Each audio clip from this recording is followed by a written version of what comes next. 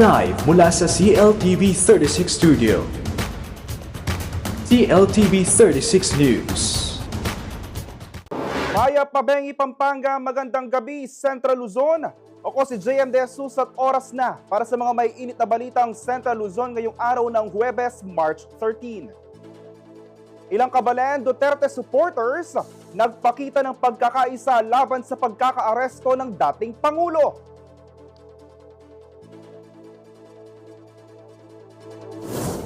Araw ng paniningil, simbolo ng pagkakahuli ni dating Pangulong Duterte ayon sa Kabataan Party List. Mga paaralan, apektado na ng mainit na panahon. Heat index titindi pa sa Mayo ayon sa Pag-asa. North-South Commuter Railway mag-ahatid ng pag-unlad sa Central Luzon ayon sa PAMCHAM.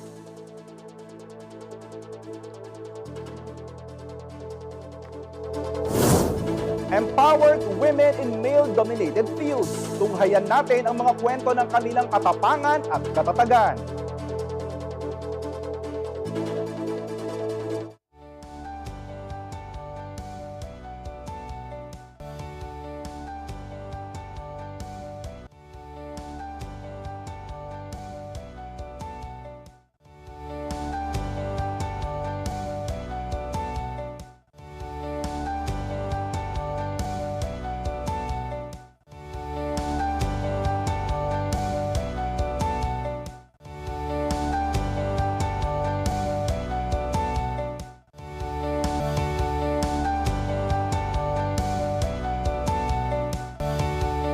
Matinding init ng panahon ang nararanasan sa Central Luzon itong mga nakaraang araw batay sa tala ng Pag-asa.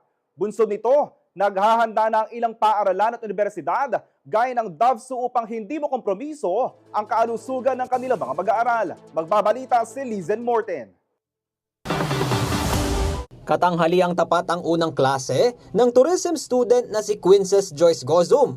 Para manatiling fresh at sharp sa school, pinili niyang magsuot ng light-colored clothes with matching payong and mini fan papunta sa kanilang classroom.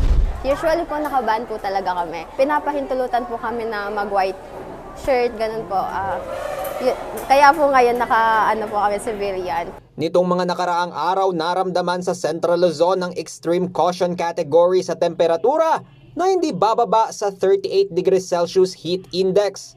Ayon kay Dr. Reynaldo Alipio, University Physician ng Don Honorio Ventura State University o DAVSU, ang heat index ay ang aktwal na nararamdamang init ng katawan, dulot ng mataas na temperatura at humidity. Actually, tayo kasi we are warm-blooded animals sa mga human being. Pangalawa, pag sabing heat index, yung how the body adapt to the heat within our environment.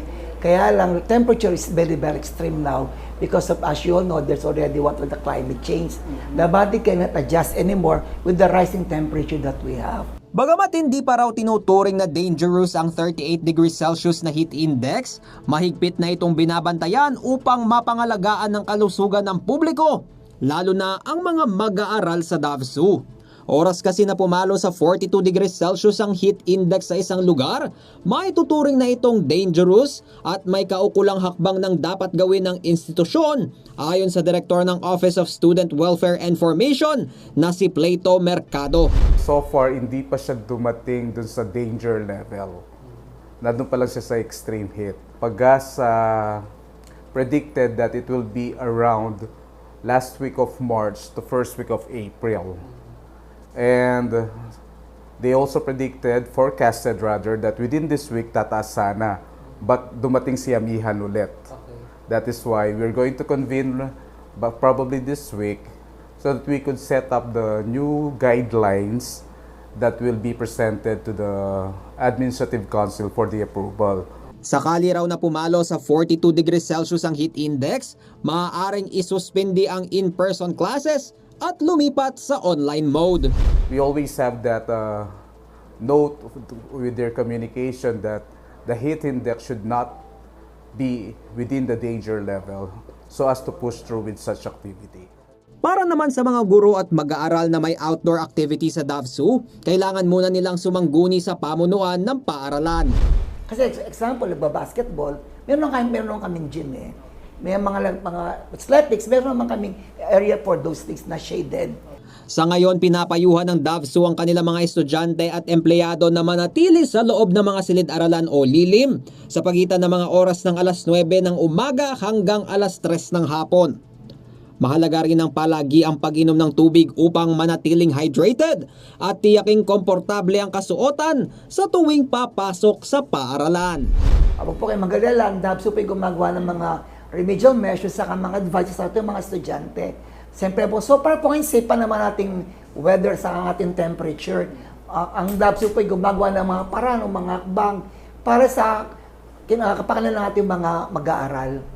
Samantala, nagbabala naman ang pag-asa na pwedeng umabot sa 39.8 degrees Celsius ang temperatura sa darating na buwan ng Mayo. Posible rin itong humantong sa 48 to 50 degrees na heat index mula sa huling bahagi ng Abril hanggang unang linggo ng Mayo. Babala ng ahensya, ang ganitong kondisyon ay maaaring magdulot ng heat cramps, heat exhaustion at heat stroke. Dahil dito, mahalagang sundin ang payo ng mga eksperto upang mapanatili ang kalusugan ngayong tag-init. Lizan Morten, CLTV 36 News. Samantala, inimbitahan ng PAMCHAM ang DOTR sa isang public-private consultation meeting nitong Martes, March 11. Ito ay upang maghingi ng update sa progreso ng NSCR project na sa tingin ng organisasyon, tila matamlay daw ang konstruksyon. Ang buong detalye ibabalita ni Liana Canilaw. Naniniwala ang Pampanga Chamber of Commerce and Industry Incorporated o PAMCHAM na ang pagkakaroon ng mabilis at maayos na akses sa transportasyon ay susi sa pagunlad ng rehiyon, partikular na ang lalawigan. Isa sa mga proyektong inaasahan upang may sakatuparan nito ay ang North-South Commuter Railway System o NSCR na magdurugtong sa biyahe mula Clark International Airport hanggang Calamba, Laguna. Kapag natapos ang proyekto, posible maging 2 oras na lamang kasalukuyang mahigit 4 na oras na biyahe sa mga nasabing lugar, ayon sa Department of Transportation o DOTR.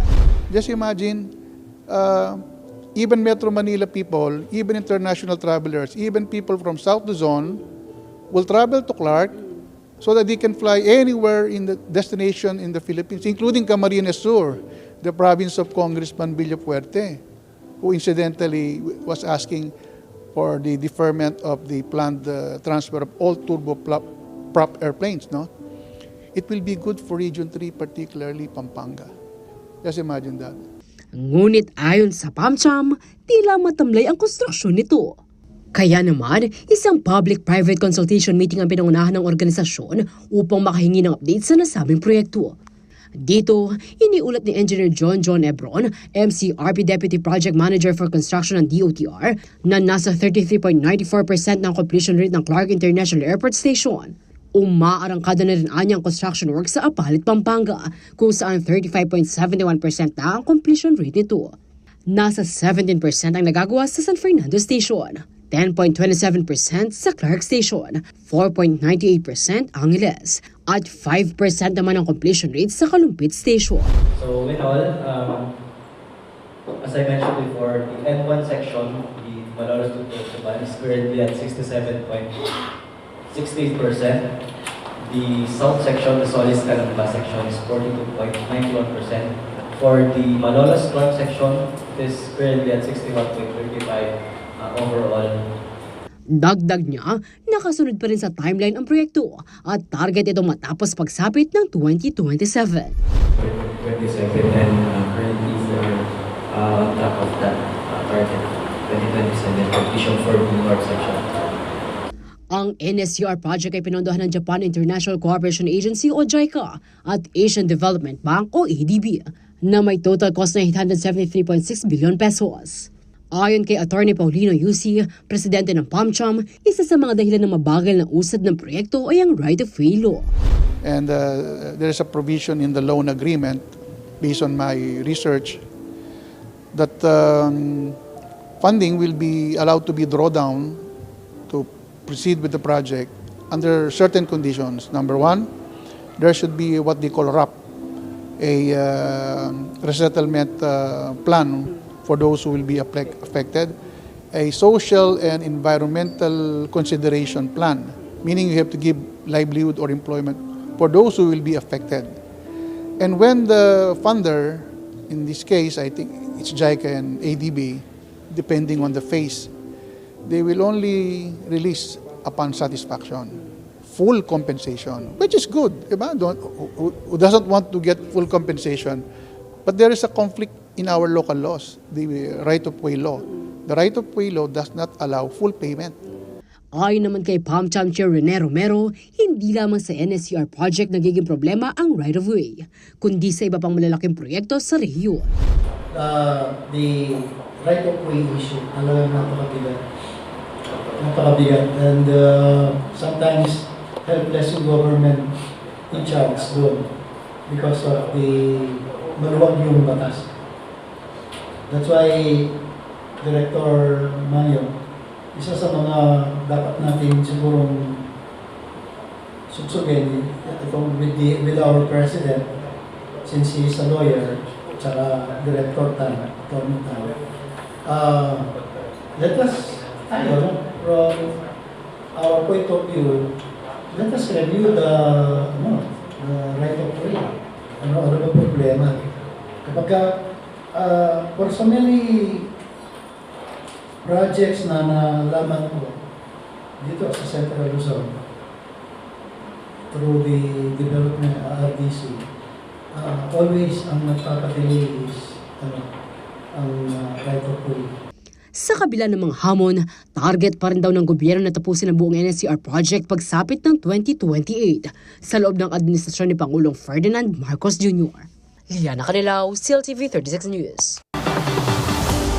Manatiling nakatutok para sa iba pang balita ngayong araw.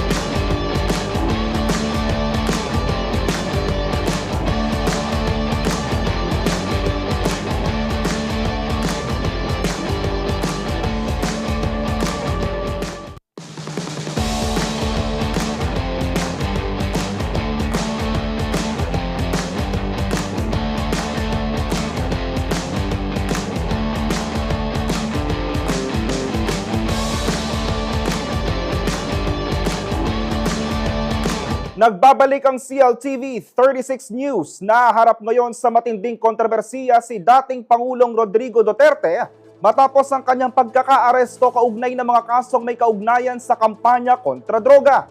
Bagamat hati ang opinyon ng publiko, patuloy ang panawagan ng ilang grupo para sa hustisya ng mga napaslang sa naturang kampanya. Ang detalye ay ihahatid ni Danny Cagino. Hati ang reaksyon at saloobin ng publiko hinggil sa pagkakaaresto ni dating Pangulong Rodrigo Duterte. Mailan na lubos na nagagalit at nalulungkot, habang ang iba naman natutuwa at naniniwalang nakamit na ang hustisya ng mga biktima ng war on drugs. Kaugnay nito, patuloy na nananawagan ng hustisya ang mga pamilya ng mga biktima, kasama ang mga human rights group at sektor ng kabataan. Sa ulat ng pulisya, tinatayang nasa 6,000 katao ang napatay sa kampanya kontra droga. Gayunpaman, aayon sa mga human rights organization at batay na rin sa pagtataya ng mga taga-usig ng International Criminal Court o ICC, posibleng umabot sa 12,000 hanggang 30,000 ang kabuang bilang ng mga napatay. Kabilang dito ang nasa 101 na kabataan. Kasama si Kian Lloyd de los Santos, Carl Angelo Arnaiz at Reynaldo de Guzman. Ang kanilang mga kwento ay nagdulot ng malawakang pagkondena at mga protesta laban sa ginagawang mga operasyon ng pulisya. Sa kabila ng paniniwala ng ilan na ang kampanya ay nakatulong sa pagbawas ng kriminalidad, para sa Kabataan Party List, ito ay isang madugong yugto sa kasaysayan na nagbunga ng kawalan ng hustisya sa maraming pamilya. Sa isang panayam, sinabi ng spokesperson ng grupo na si Attorney Rene Co na ang pagkakahuli sa dating Pangulo ay araw ng paniningil sa buhay ng mga kabataang pinaslang sa ilalim ng kanyang rehimen. Sa bahagi ng kabataan, we saw this as a day of reckoning dahil po sa maraming kabataan na pinatay sa ilalim ng rehimeng Duterte. Marami po ang mga pangarap ay natigil dahil madahas na pinaslang ng kanyang rehimen ng war on drugs at ng war on dissent. Kaya po sa Kabataan Party List, we welcome yung pag-serve ng arrest warrant kay Duterte, but we remain vigilant dahil ito ay simula pa lang ng proseso ng pananagutan at hustisya. Patuloy ang pagkalampag ng kabataan ng buong sektor, no, at ang mga biniktima ni Rodrigo Duterte, mga kababaihan, environmental defenders, lawyers, journalists, indigenous peoples, etc., na maging masugid na defenders ng aming mga karapatan by, of course, pangangalampag ng cooperation ng Philippines sa International Criminal Court and, of course, yung full cooperation ng lahat ng mga naging perpetrator. Ngunit kasabay nito, aminado rin si Co na malalim ang ugat ng problema sa droga sa bansa. Maraming mga serbisyo at pangailangan na dapat ay accessible sa atin, hindi accessible. Pagkain, no, bahay, support systems ng pamilya, etc. Kaya ang solusyon sa droga ay health issue, health matter ito. Hindi dahas, hindi baril ang solusyon sa droga. Ang solusyon nito ay pag-usapan natin, tanggalin even yung mga sources of drugs, no, na during the time ni Duterte ay pinrotektahan pa niya ang drug lords sa kanyang rehimen. Sila ang i-go after natin, panagutin natin in courts of law ang mga nalulung sa droga at mga pushers, no, ay i-rehabilitate natin sila into society. Nilinaw naman ang tagapagsalita ng grupo na wala siyang kinikilingan. Ang tanging layon nila ay ang pagsusulong ng hustisya at karapatang pantao. Bilang kabataan ay nagsusulong tayo ng alternatiba na hindi tayo pipipili sa kasamaan o sa kadiliman. Hindi Marcos, hindi Duterte ang ating kakampi. Ang kakampi natin ay taong bayan. Handang-handa ang kabataan, ang taong bayan, ang iba't ibang mga sektor ng mamamayang Pilipino na i-push ang pananagutan, ang hustisya, i-push yung alternative politics of hope and struggle na tayo mismo ang bubuo, no, gamit ang pagtatakwil ng ngayong bulok na politiko na si Marcos, si Duterte, mga political dynasties, yung pinapairal. At syempre, yung agenda ng mamamayan, ang maging legislative priorities in Congress. Handa po nating paglaban yon sa 2025 elections, beyond, no, hanggang mapanalo talaga natin yung mga pangailangan at kapakanan ng mamamayang Pilipino. Sa huli, hinikayat ni Ko ang mga kabataan na makialam at makilahok sa mga usaping may kinalaman sa kanilang kinabukasan. Panahon na para mag-respond tayo to the call of the times. Napakaraming krisis ang kinakaharap ng kabataan. May education crisis, may mental health crisis, may economic crisis, may political crisis, may environmental crisis. All of this ay ang magiging ending ay ang future natin, ang dehado.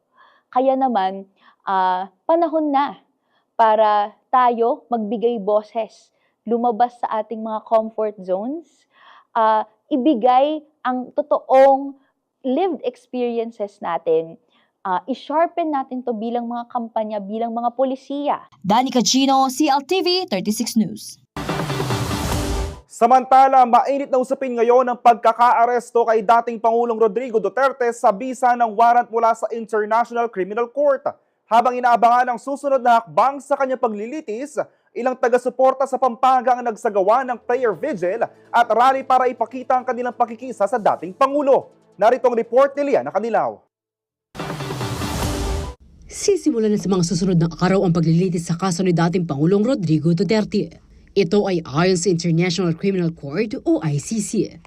11:54 p.m. Philippine time nitong Miyerkules, March 12 nang dumating si Duterte sa The Hague, Netherlands. Inaresto si Duterte nitong March 11 sa bisa ng ilabas na warrant of arrest ng Pre-Trial Chamber 1 ng ICC. Kinasuhan siya ng crimes against humanity of murder dahil sa kampanya laban sa illegal na droga noong panahon ng kanyang administrasyon. Hati ang reaksyon ng publiko sa nasabing pag-aresto. Sa San Fernando, Pampanga, ilang taga-suporta ni Duterte ang nagtipon sa Capitol Boulevard itong gabi ng March 12 upang ipahayag ang kanilang pakikiisa sa dating Pangulo. Isinampa sa aeroplano at hindi nila mahintay yung petisyon sa Supreme Court na maglabas ng temporary restraining order. Yun ay nakakabigla. Dahil yan ay bahagi ng proseso ng ICC. Kinakailangan na ilitisin muna siya sa isang lokal na korte yung nasasakdal. Subalit ito hindi nangyari. Panawagan ng grupo, dapat umano manaig ang batas at hustisya sa bansa. Tayo po ay lumaban ng tahimik at hindi natin hangad na magkawatak-watak ang ating bansa. Hindi natin hangad na tayo ay patungo sa pagbulusok ng ating ekonomiya.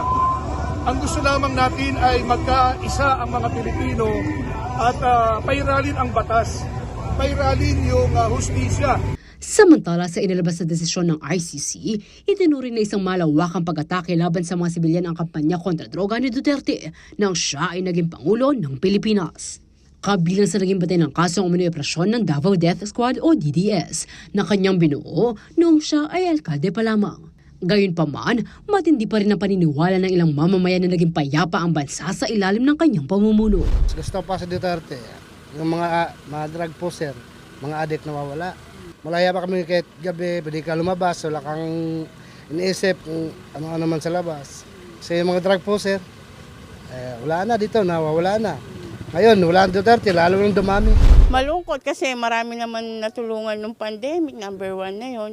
Kung ibang Pangulo lang yon, ay maraming namatay, maraming nagutom. Bagamat naniniwala ang 66 years old na si Meng Gopez na mayroong magandang dulot ang paglaban ni Duterte, sana raw ay dumaan pa rin sa tamang proseso ang laban kontra droga.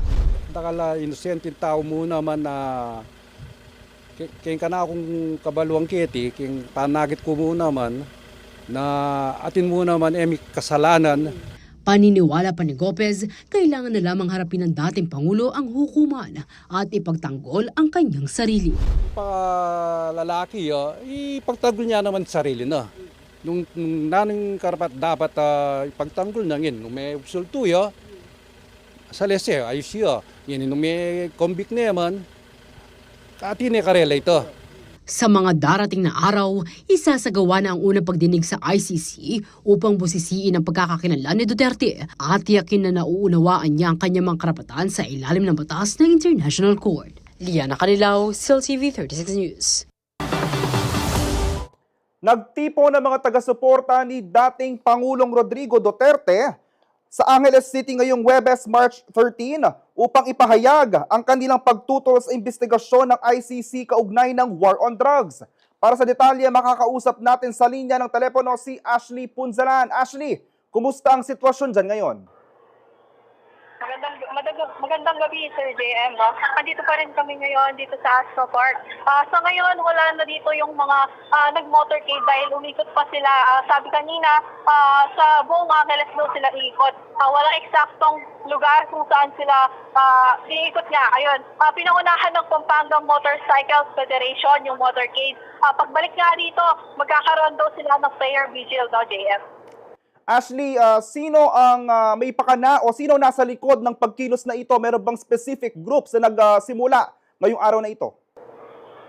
Actually, sa pag-iikot nga natin, nagpatanong-tanong natin dito sa mga DDS na nandito, wala naman daw exacto or specific na organizers. Karamihan sa kanila, nakita lang nila yung post sa Facebook o sa iba pang mga social media platform, kaya napag-desisyonan nila na pumunta dito by their own decision lang. Walang pumilit sa kanila at wala ring organizers talaga itong activity natin. Ngayon, Ashley, paano nila tinatanggap ang pag-aresto kay dating Pangulong Rodrigo Duterte noong isang araw at anong reaksyon nila tungkol dito?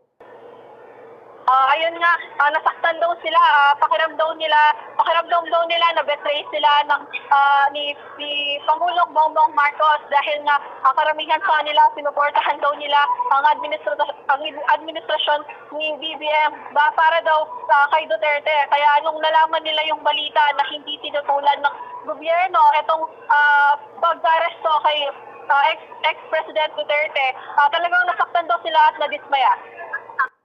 Ashley, meron bang mga police o security personnel sa lugar? Na-coordinate ba ang aktibidad na ito? Actually, hindi daw na-coordinate ng maayos, no? Nakausap natin nga kanina si Attorney De Banadera ng CBC dahil itong Astro Park, ay under sa CBC. Wala din daw na-coordinate sa kanila na may ganitong activity nga ang mga DDS. At sa ngayon, wala ding mga security guard masyado, pero meron namang mga nagbabantay dahil malapit na dito yung estasyon ng pulis, nandito yung patrol ng pulis at nakahanda naman daw sila na tumulong sakaling magkaroon ng aberya. Ngayon, nabanggit mo walang aberya, pero kanina sa iyong obserbasyon, Ashley, merong bang nagkaroon ng tensyon, nagkagulo ba o nagkaroon ng kahit papaano ay pagsikip ng trapiko dyan? Wala naman aberya dito sa mga sumusuporta, no? Pero kanina, bumigat yung daloy ng trapiko. Actually, hanggang ngayon, medyo bumigat yung daloy ng trapiko kasi meron pang mga humahabol na mga motorcycle riders na bumubusina bilang suporta dito sa activity nila, no? Pero kanino hindi pa masyadong mabigat. Pero ngayon, makikita na natin yung pagbigat ng daloy ng trapiko. Ayan, Ashley, ilan naman ang tinatayang dumalo dito sa aktibidad na pinangunahan ng mga DDS supporters? Kanina, ang sabi sa atin, nung leader nga dito sa Motorcycle Federation, sabi, mga tinatayang 500 estimated yung mga lumakok na kanina, no? Tapos sinaasahan pa daw nila na dumami ito at lumagsa pa yung mga tao dito sa Astro Park. Dahil nga, merong mga iba pang mga supporters na nagtatrabaho pa at hinihintay pa nila yung kanilang paglabas sa trabaho. At sinabi nila na pagkatapos nga daw ng kanilang trabaho ay tutuloy sila dito sa Astro Park bilang suporta. Ayan, Ashley, ito ba ay ongoing pa rin ba o ito ba ay tatagal ng hanggang anong oras? Hanggang ngayon, hindi pa nakakabalik yung mga nag-motorcade, no? So baka hanggang mamaya pa to dahil kanina mga mag-aalas 6, mga alas 5, so 5:50 ng hapon nung umalis yung mga motorcycle riders at hanggang ngayon nga, hindi pa sila bumabalik. Pagbalik nila, magkaka-prayer vigil pa. Kaya hindi natin alam kung hanggang anong oras ito magtatagal, JM. Ano ang mensaheng gusto nilang iparating ngayon, Ashley, at ano ang panawagan nila sa gobyerno at sa publiko? Nanawagan sila kanina na sana nga bigyan ng interbasyon ng gobyerno yung pagkaka-aresto kay ex-President Duterte dahil nga lubos silang sinusuportahan nito at saka nakita daw nila yung mga nagawa ng presidente nung siya ay nakaluklok pa. Kaya naman ang panawagan nila sa gobyerno na gumawa sana daw sila ng paraan para matulungan si ex-President Duterte. Ayan, Ashley, panghuli na lamang, ano ang plano ng mga taga-suporta ni dating Pangulong Rodrigo Duterte na Kapampangan at may pagkilos ba ulit bukas o sa mga susunod na araw? Dito sa Angeles, wala pa naman tayo, no? Inaalam pa natin kung magkakaroon pa sila ulit dito sa Angeles. Pero napag-alaman natin kanina na sa San Fernando, magkakaroon daw sila ng isa pang rally, prayer vigil din ito sa may Capitol Compound, JM. Maraming salamat, Ashley Punzalan. Samantala, tumanggap ng food packages, bigas, mga bandana at cash assistance ang 18 miyembro ng Malaya Lolas ng Mapaniki, Candaba, Pampanga mula sa Clark International Airport Corporation o SIAC nitong Miyerkules, March 12. Parte aktibidad sa Women's Month celebration ng SIAC sa pangunguna ng kanilang Gender and Development Technical Working Group. Ang mga Malaya Lola ay mga biktima ng sexual abuse sa kamay ng mga sundalong Hapon noong World War II.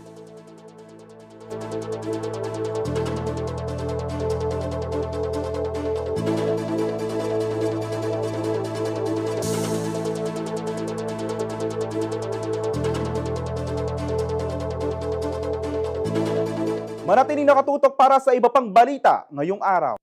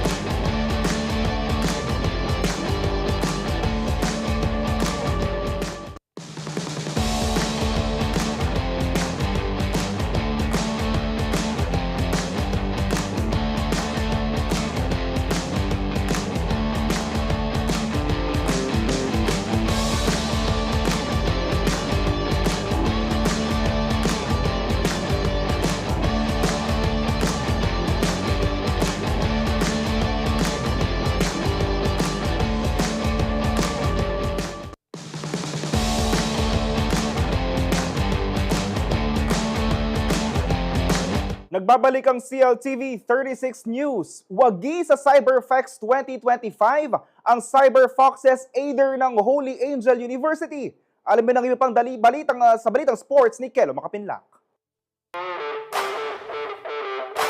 Tapos ang 2 araw ng matinding labanan sa larangan ng cybersecurity, matagumpay na nakamit ng Cyber Foxes Aider mula sa Holy Angel University School of Computing ang ikalawang pwesto sa Cyber Exercise for Excellence ng Armed Forces of the Philippines nitong linggo, March 9. Binubuo ang CyberX 2025 ng 3 challenge levels, kabilang ang Capture the Flag kung saan sinusubok ang kakayahan ng mga kalahok sa network security, ethical hacking at cyber defense. Sa buong tagisan, nananatili sa leaderboard ang Cyber Foxes Aider na kinabibilangan ni Mark Christopher Rivera, Francisco Olpindo IV, Catherine David at Francesca Razon. Ginabayan sila ng kanilang mga coach na sina Prof. Abigail Magbag at Prof. Chris Almora, kaya naman matagumpay nilang naipamalas ang kanilang galing sa cybersecurity. Samantala, itinanghal na kampyon ang University of the Philippines Diliman, habang pumangatlo naman ang Mindanao State University Iligan Institute of Technology. Bagaman hindi na iuwi ang kampyonato, nananatiling determinado ang Cyber Foxes Aider na maghanda at magtagumpay sa mga susunod na cyber defense competition. At yan ang sports news ngayong araw. Kelo Makapinlak, CLTV 36 Sports News. For daily use or weekend getaway, pwedeng-pwede dyan ang stylish sedan ng Changhe na A6. Bukod sa ito ay good-looking at mayroong malaking trunk space, power din ito with smart technology. Silipin natin yan sa ulat na ito.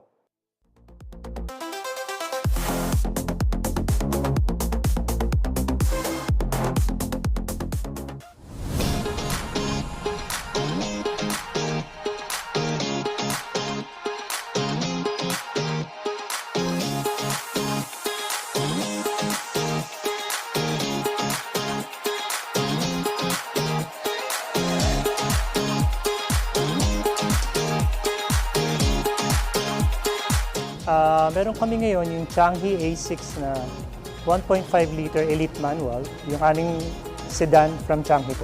Kung naghahanap po kayo ng full-size sedan na offers all power, tapos good looking na sasakyan, pwede po itong ating Changhe A6. 5-seater po siya. Ang engine po natin is 1.5 liters and manual transmission, tapos all power na po yung sasakyan. Malaki yung trunk space, and also maganda po yung ano yan sa loob, mga features po niya. So digital cluster, touchscreen monitor, tapos yung seats po natin is fabric pero meron po siyang orange trimmings. Tapos power steering na rin po siya, malamig yung aircon, tapos push start button po yung sasakyan. Whether gagamitin mo for daily use or let's say weekend car, so wala po siya, basta maganda po yung sasakyan. Yeah, right now naka-promo po yung ating unit. It's 30K all-in down payment. Plus on top of that, meron siyang free 6 months amortization. So meaning mag-i-start pa po kayo maghulog on the 7th month. And on top of that also rin, meron po siyang binibigay na free Laos Group Cares 24/7 roadside assistance for 1 year. So free po yun na binibigay na. Kung gusto niyo po makita yung unit, it's available here at our showroom, Haima, Pampanga, located along Jose Abad Santos Highway in San Fernando, Pampanga po. Or you could visit our Facebook page, Haima, Pampanga, or you can call my number, 0918-854-2215. Samantala, opisyal nang binuksan ng Don Honorio Ventura State University School of Law ang kanilang Legal and Aid Clinic sa Bacolor Campus. Bunso nito, hindi na lang sa loob ng silid-aralan natututo mga law students nang dahil aktwal na rin sila nakakapagbigay ng libreng legal services upang maging abot kamay ang hustisya para sa mga Kapampangan. Magbabalita si Lizen Morte. Third-year law student sa Don Honorio Ventura State University o DAVSU si Jasmine Atencion. Litigation lawyer o abogadong humaharap sa korte ang isa sa mga gusto niyang i-practice oras na maipasa niya ang bar exam. Isa sa mga inisip ko is litigation din. Specifically when it comes to yung mga women's rights, yung mga vowsing, ganyan. Pero kahit law student pa lang si Jasmine, may kakayahan na siyang magbigay ng legal services para sa mga nangangailangan alinsunod sa batas.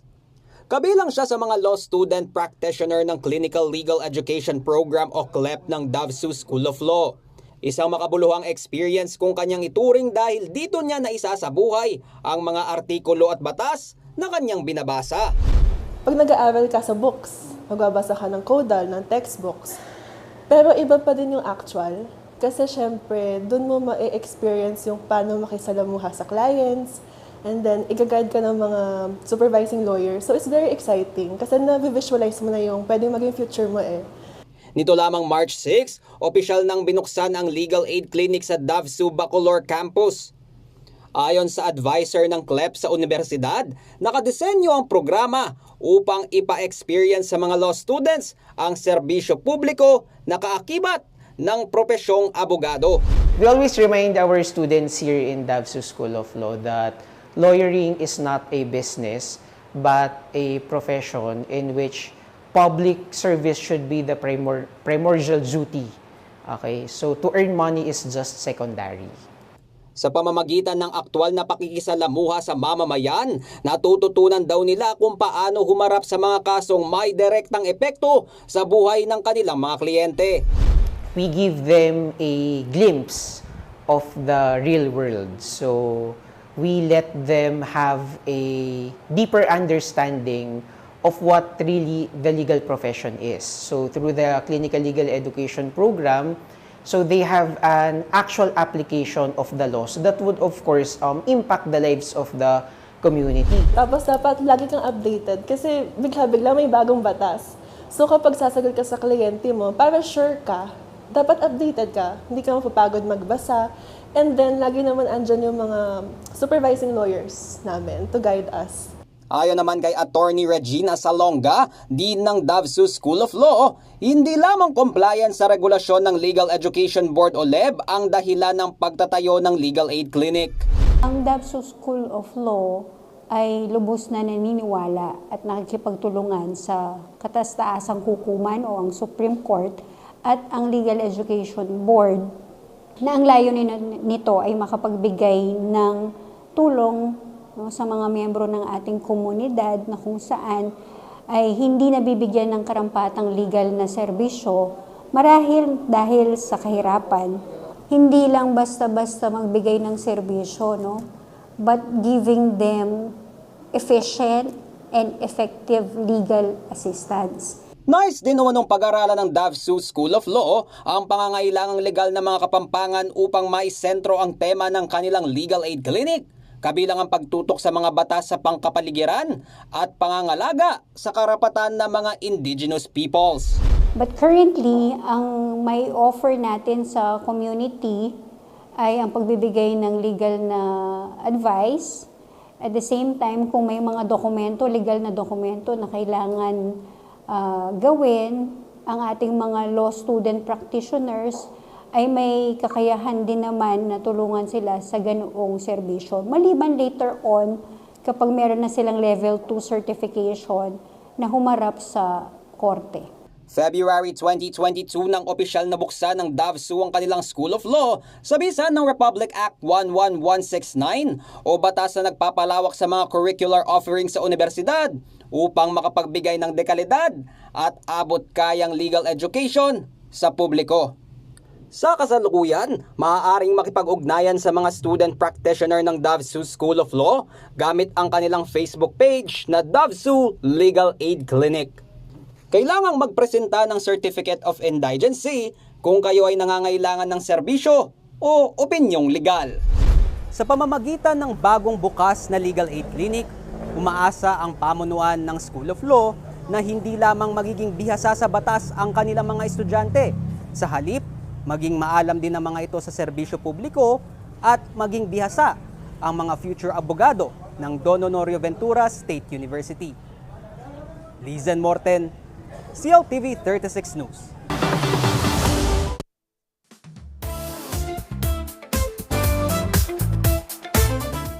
Isang bagong yugto para sa mutya ng Pilipinas, Pampanga ang inanunsyo nitong Martes, March 11. Kasabay ng opisyal na pagpapakilala sa bagong provincial director ng pageant. Sa panayokasyon, pinuri ni Mutya ng Pilipinas President Cory Quirino ang husay ng mga Kapampangan candidates. na aniya ay hindi lang magaganda kundi matatalino, well-mannered at graceful. Ang lahat ng yan iahatid ni Danica Gino. Mas matindi at mas malakas. Ito raw ang asahan sa isa sa pinakamagandang kaganapan sa lalawigan, ang Mutya ng Pilipinas Pampanga o MPP, ayon kay National President and Director Cory Quirino. Kaugnay ito ng pagpapakilala sa kilalang event host at TikTok sensation na si Cha Rojas bilang bagong provincial director. Ginawa ang anunsyo sa isang pagtitipon sa Kingsborough International Convention Center nitong Martes, March 11. Actually, she's one of our models, if not the best model of our provincial director and license holder. Kaya mahirap talaga yung peg ni Weng. Pero I know that Chot is up to the challenge. And with the teamwork of the two, I cannot wait to see what Mutya ng Pilipinas Pampanga is going to show us in July. Pinuri rin ni Quirino ang mga dalagang Kapampangan sa MPP na aniya, hindi lamang maganda kundi matalino rin. I know it because they prepare the candidates so well. Handang-handa ang mga delegates na hindi lamang maganda. Well-mannered, very graceful. Halos kulang lang ang polishing na kailangan ng isang delegate to prepare them for the international. I have less work. Less work when Pampanga is active with Mutya ng Pilipinas. I'm very proud to be here. This is like a second home for me. Samantala, beauty, intelligence, talent, ito raw ang iha-highlight ng MPP ngayong taon ayon kay Rojas. Pinangako rin niya na pangangalagaan ng MPP ang kanilang mga kandidata laban sa mga negatibong komento na madalas maranasan sa social media. We will empower women, no? We will create an empire with empowered women. You know what? On how we protect them and we will protect them. Marami kasi sa mga candidates natin noon sa iba't ibang pageants. Marami ding beauty queens sa sumali noon tapos ayaw nang sumali ulit. Number one reason nila yung bashing. Number two, yung mga indecent proposals. Number three, yung lack of support din sa community na kung nasaan sila. Now, we will protect them. We will make sure na ma-develop din namin sa kanila yung kanilang mental aspect, no? Spiritual aspect, hindi lang yung physical aspect. Bilang bahagi na kanilang paghahanda, makikipagtulungan ng MPP sa bawat syudad at munisipalidad sa lalawigan upang matiyak ang kanilang partisipasyon sa beauty pageant. Yan talaga dapat yung goal namin, to communicate and collaborate with them, to have a good partnership with them. Na kung sakaling meron silang gustong ipadala, may ipadala nila. Not an obligation for them, but of course, para lang may mapadala din talaga yung municipality nila, alam nila mapagmamalaki nila. And then kami nang bahala, at the same time kami na ang mag-iingat sa mga candidates na ito. Just in case na walang mapadala yung munisipyo, kami yung hahanap. Napakadami nating magagaling na handlers sa Pampanga and makeup artists. Sa huli, nangako rin si Rojas na ibibida ng Mutya ng Pilipinas 2025 ang turismo ng Pampanga. Kasama si Liana Canilao, Danica Gino, CLTV 36 News.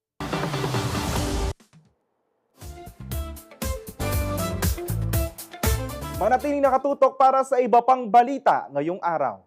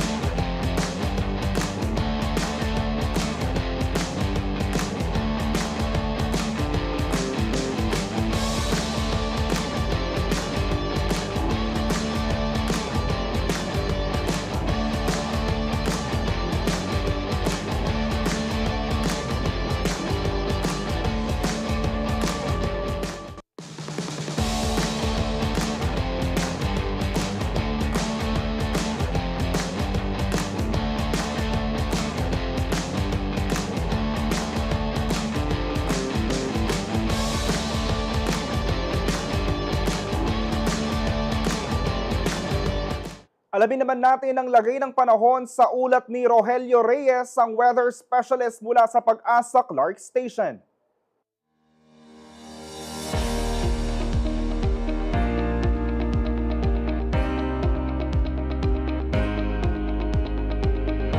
Pagtayan magiging lagay ng panahon sa susunod 24 oras ngayong araw ng Huwebes, Marso 13, 2025. Inaasahan po magkakaroon tayo ng maliwalas at mainit na panahon sa halos buong malaking bahagi ng bansa. Samantala, ang Eastern Visayas, Sorsogon at bahagi po ng Masbate ay inaasahang magkakaroon ng maulap na papawirin na may kalat-kalat na pagulan, pagidlat at pagulog dahil po sa epekto ng easterly. Kaya po nag-iingat po nasa mababa at mga bubudnupin lugar na posibilidad na pagbuo ng lupa dahil sa minsan ay mga katamtaman at minsan ay malalakas na pagulan. Samantala, ang bahagi ng Central Luzon kasama po ang Metro Manila at natitirang bahagi ng bansa ay magkakaroon ng bagyang maulap hanggang minsan ay maulap. Napapawirin na may kalat-kalat na pagulan, pagidlat at pagkulog dahil pa rin po sa easterly. Ito po ang pinaka-latest mula dito sa Pag-asa. Maraming salamat po. Pagdating sa pagbibigay ng seguridad, kaayusan at pagpapatupad ng batas, hindi lang lakas ng katawan ng puhunan, kundi tapang, dedikasyon at paninindigan. Sa kabila ng mga hamon at gender stereotypes, patuloy na pinatutunayan ng mga kababaihang nasa larangang ito na hindi hadlang ang kasarian sa pagpili ng propesyon at walang limitasyon ng kanilang kakayahan. Kaya naman ngayong Marso, itinampok ni Ashley Punzalan ng CLTV 36 News ang mga natatanging kwento ng tapang, lakas at tagumpay ng ilang mga kababaihan sa iba't ibang larangang madalas na itinuturing na panlalaki lamang. Narito pong report. Taong 1988 nang pirmahan ng nooy Presidente Corazon Aquino ang Proclamation No. 227 na nagdedeklara sa buwan ng Marso bilang Women's Role in History Month. Magmula noon, ipinagdiriwang na tuwing Marso ang mga natatanging kontribusyon ng bawat kababaihan sa pag-unlad ng lipunan. Kung kaya ng mga lalaki, kaya rin namin. Ito ang sagot ng mga babaeng nagtatrabaho sa mga male-dominated fields, gaya ng mga kababaihan sa security and law enforcement sector. Kabilang dito ang City of San Fernando traffic enforcer na si Janice Yumul. Simula 2018 nang magsimula siya sa kanyang trabaho. Araw-araw niyang hinaharap ang matinding init, usok ng sasakyan at mga pasaway na motorista. Sadyang delikado ang kanyang trabaho at may pagkakataon pa ngang muntik na siyang mabundol ng motor. Gayunpaman, bata pa lamang daw siya nang itinanim na niya sa kanyang isip na anumang kayang gawin ng mga lalaki ay kayang-kaya rin niyang gawin. Kung anong kaya ng lalaki, parang kakayanin ko rin. Kakayanin kong gawin. Bukod sa pagiging traffic enforcer, single mom of 3 si Janice. Kaya naman siya na rin ang tumayong ama sa kanyang mga anak. Medyo mahirap din po, ma'am. Kaya ko, ma'am, kakayanin ko na, ma'am. Nasa diskarte lang. Nakausap rin namin si Aisel Alba na naglilingkod bilang lady guard. Anya, gaya ng tungkulin ng mga lalaki sa parehong trabaho, ginagampanan rin niya hindi lang ang pagbabantay, kundi pati na rin ang pagpapanatili sa kaligtasan ng mga pasilidad kung saan siya nakadestino. Walang babae, walang lalaki. Dapat kaya mo lahat yung tasking na pwede mong makaharap everyday. 14 years na sa serbisyo si Aisel. Ngunit sa kabila ng kanyang dedikasyon, hindi pa rin niya maiwasang makarinig ng pangmamaliit dahil sa kanyang kasarian. Madalas na sasabihan ka na lady guard ka lang, bakit kailangan ganito. Pero bilang siyempre professional tayo, parang baliwala na lang. Bukod sa kanyang propesyon, malaking hamon rin daw para sa kanya bilang nanay ang pag-aalaga sa mga anak, lalo na't demanding sa oras ang kanyang trabaho. Kabila nito, hindi raw siya nakakalimot na kamustahin at gabayan ang kanyang mga anak lalo na pagdating sa kanilang pag-aaral. Sa katunayan, napagtapos na niya sa kursong education ang isa sa kanyang 3 anak. Kaugnay nito, isa ring kwento ng inspirasyon ang hatid ni na Fire Superintendent Maria Lea Sahili ng Bureau of Fire Protection Region 3 at Police Lieutenant Colonel Pearl Joy Golayan ng Mexico Pampanga Municipal Police.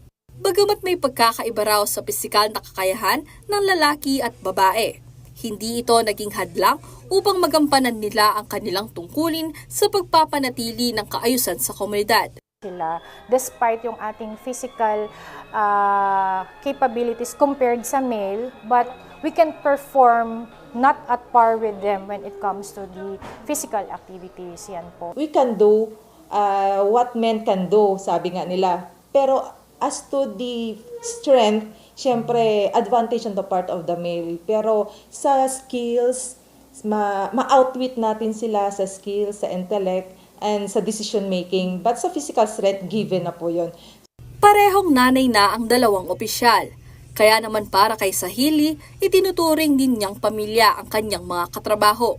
Anya, madalas siyang tumatayo bilang ina sa kanyang mga kasamahan. Binibigyan niya ang mga ito ng gabay at suporta sa kabila ng mga hamon ng kanilang propesyon.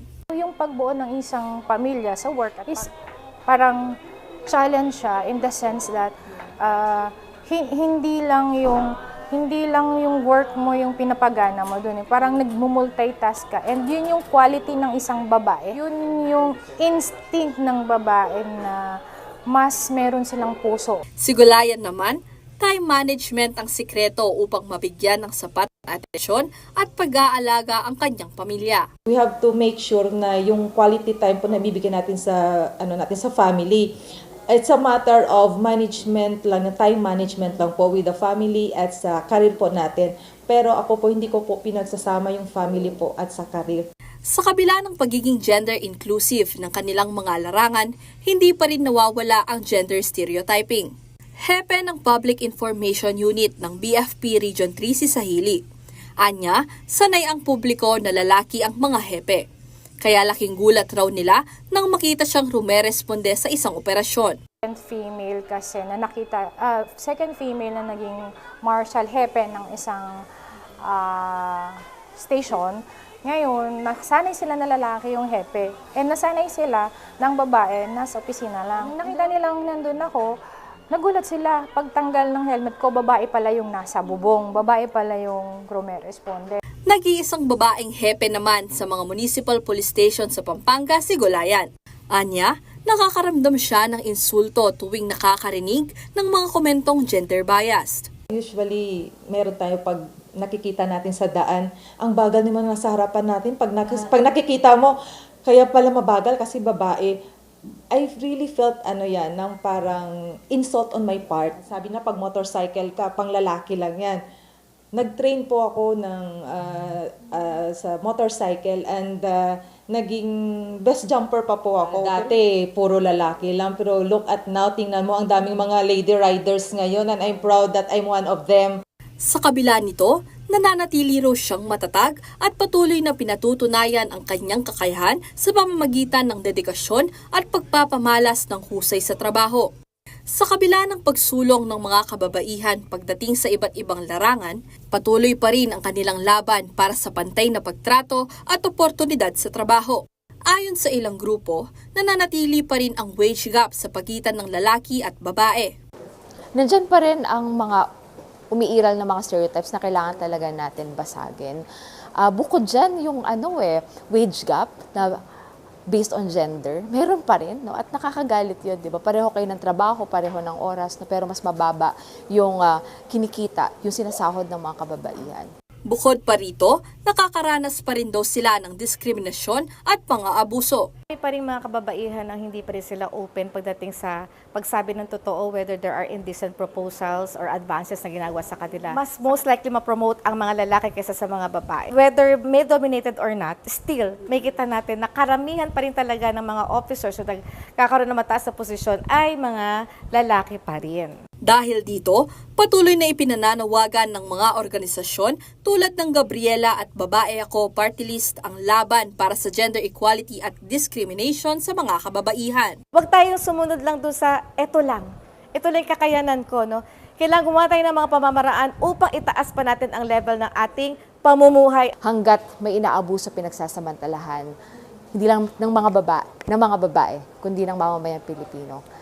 Inaasahan natin na dapat tayong tumindig, dapat tayong lumaban. Samantala, bilang mensahe sa mga kabataang babae na nais pumasok sa larangan ng security at law enforcement. Ito ang iniwan nilang payo para sa kanila. Huwag niyong ilagay sa isip niyo na dahil lalaki sila, di natin kayang gawin kung anong ginagawa nila. Kahit mga babae tayo, kung kaya nila, kaya din natin. Walang nakukuha sa madalian, tiyaga lang, pagsusumikap, at saka yung consistency dapat nandoon. And kung mangangarap ka na lang din, taasan mo na para marami pang moment for you to strive. You don't have to look tough, to be tough. Makikita po yan sa trabaho natin, sa achievement natin, and the way we make our own decisions. Sa temang babae sa lahat ng sektor, aangat ang bukas sa bagong Pilipinas ng Women's Month ngayong taon. Patuloy nating kilalanin at ipagbunyi ang mga kababaihang lumalaban para sa kanilang pangarap at sa isang lipunang may pantay na karapatan at oportunidad para sa lahat. Ashley Punzalan, CLTV 36 News. At yan ang mga balitang nakalap ngayong araw. Kasama ang buong pwersa ng CLTV News and Current Affairs, ako po si JM De Jesus. Maraming salamat po.